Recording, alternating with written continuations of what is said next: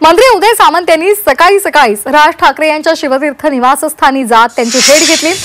महाराष्ट्रामध्ये मराठी भाषेचा होत असलेल्या अवमान प्रकरणामध्ये ही भेट असल्याचं उदय सामंत यांनी सांगितलं। मराठी भाषेचा अपमान सहन केला जाणार नाही, या राज ठाकरे यांच्या भूमिकेप्रमाणेच आमची सुद्धा भूमिका आहे। मराठी भाषेचा अवमान करणाऱ्यांवर कारवाई केली जाईल असंही उदय सामंत यांनी सांगितलंय।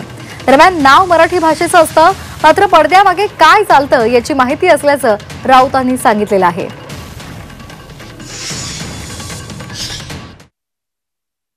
मुद्दा हाच होता की अनेक भाषा या महाराष्ट्रामध्ये बोलल्या जातात। अनेक राज्यातली लोक महाराष्ट्रामध्ये आलेली आहेत, त्यांचा आम्हाला देखील आदर आहे, त्यांना देखील आदर आहे, सगळ्या भाषांचा त्यांना आदर आहे। परंतु एक महत्त्वाची गोष्ट अशी आहे की ज्या पद्धतीनं मराठी भाषिकांवर काही ठिकाणी अन्याय केला जातोय, दादागिरी केली जाते, त्याच्यातनं काहीतरी मार्ग काढला पाहिजे आणि त्याला कायदेशीर वलय असलं पाहिजे असं राजसाहेबांचं मत आहे। आणि त्या संदर्भात त्यांनी मला या ठिकाणी बोलवलं होतं।